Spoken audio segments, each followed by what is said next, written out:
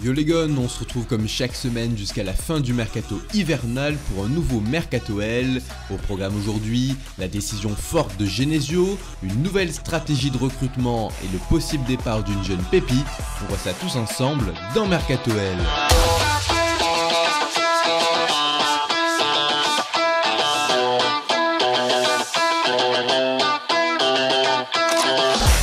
Alors que la décision autour du recrutement d'un attaquant pour épauler Mariano était plutôt floue, Bruno Genesio a mis les choses au clair lors d'une conférence de presse à propos de Maolida et de Gouiri. Il faut savoir aussi être indulgent avec les jeunes, ça fait partie de leur apprentissage. Ils savent la stratégie du club, ils savent qu'il n'y a pas d'attaquant qui arrivera au mercato. Ils savent qu'on compte sur eux, qu'on a confiance en eux. Cette déclaration met donc fin à la rumeur Umut Bozok, le joueur turc de Nîmes ayant été cité il y a un peu moins de 2 semaines du côté du club rhodanien.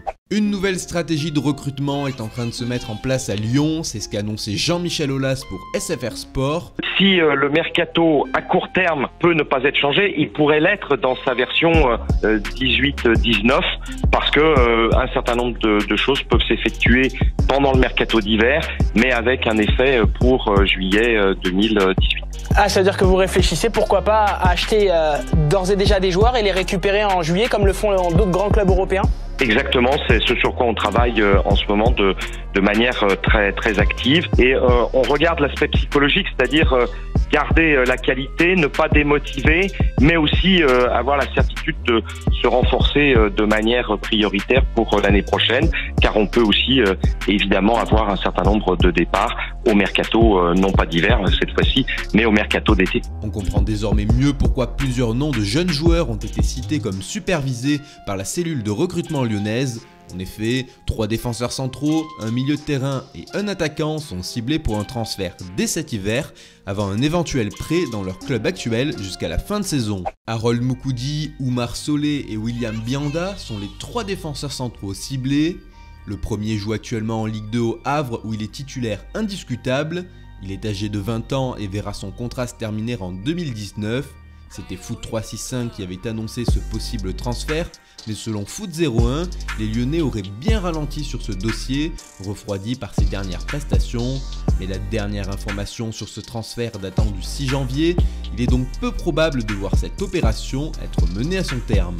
Le défenseur de Laval Oumar Solé serait lui aussi pisté par Lyon, mais également par d'autres clubs en Europe selon Ouest France. Le club lavallois aurait reçu plusieurs propositions, mais c'est bel et bien Lyon qui devrait rafler la mise pour 1,5 million d'euros, les deux parties étant proches d'un accord. Reste à savoir si l'international U18 rejoindra directement le Rhône ou s'il sera prêté dans son club formateur jusqu'à la fin de saison. La piste la plus récente est celle menant à William Bianda. En effet, la Voix du Nord affirme que Lyon, Monaco et la Roma seraient sur le gaucher de 17 ans du RC Lens. C'est en revanche le joueur le moins expérimenté des 3 puisqu'il compte seulement 3 matchs de Ligue 2 à son actif. Aimez-vous la nouvelle stratégie de recrutement d'Aulas et quel défenseur central aimeriez-vous voir à l'OL? Votez grâce au sondage en cliquant en haut à droite de l'écran et argumentez dans les commentaires. Si cette série vous plaît, n'hésitez pas à vous abonner pour ne rien louper des dernières infos transferts de l'OL. Au milieu de terrain, c'est le jeune macédonien de 18 ans Elif Elmas qui est ciblé. Cette information n'est pas récente puisque c'est le 4 janvier que la presse turque et plus précisément Photomac et Takvim avaient annoncé une offre de 10 millions d'euros de la part du club rhodanien pour le joueur de Fenerbahçe. Le milieu offensif qui peut aussi jouer ailier manque néanmoins un peu d'expérience puisqu'il n'a pas encore joué en Turquie à cause des quotas de joueurs étrangers. Il est de toute façon peu probable de voir l'international débarquer à Lyon, étant donné que les dirigeants turcs ont refusé l'offre lyonnaise sans même y réfléchir, considérant qu'il vaudra beaucoup plus dans quelques années. Le transfert qui agite les supporters et les médias depuis plusieurs jours, c'est évidemment celui de Martin Terrier. Le joueur est actuellement prêté par Lille à Strasbourg, où il réalise un début de saison prometteur. C'est la Voix du Nord qui a d'abord lancé que les Lyonnais étaient en négociation avancée avec Lille pour l'ailier gauche de 20 ans. L'information a été confirmée dans la journée par Karim Benani de Canal+, ajoutant que 3 clubs anglais seraient intéressés, mais que Terrier privilégierait la France.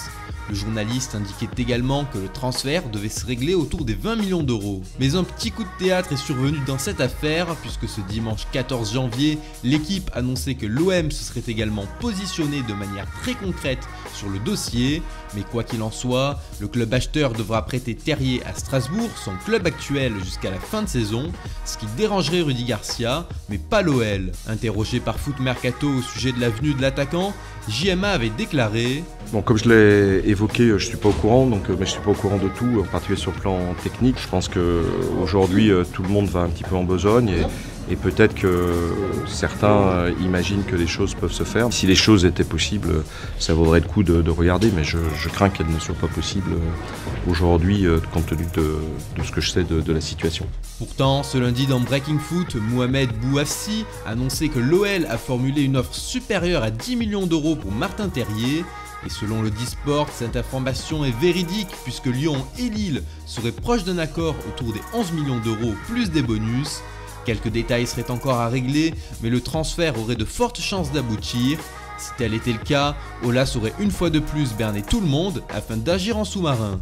Est-ce une bonne idée de recruter Martin Terrier? J'attends vos réponses dans les commentaires. S'il y a un joueur convoité à l'OL, c'est bien Willem Goebbels. En effet, alors qu'il n'a pas encore signé de contrat professionnel avec son club formateur, le franco-néerlandais de 16 ans aurait déjà reçu des offres du Red Bull Salzbourg et de Leipzig pour des sommes dépassant les 10 millions d'euros, tandis que des clubs anglais tels que Chelsea seraient intéressés.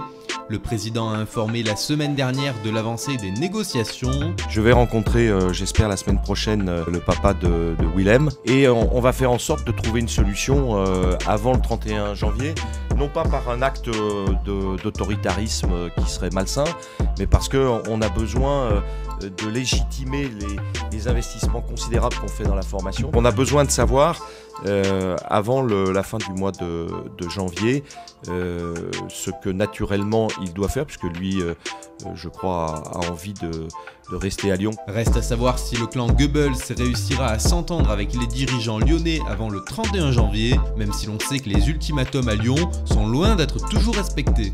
Ça y est les gones, c'est la fin de ce 10e épisode de Mercato-L. Si ça vous a plu, n'hésitez pas à lâcher un like et à partager la vidéo, ça m'aide beaucoup pour le référencement de la chaîne. Abonnez-vous si vous aimez le concept, vous retrouverez aussi les résumés des matchs de l'OL chaque semaine. Quant à moi, je vous dis à la semaine prochaine pour un nouveau Mercato-L. Ciao!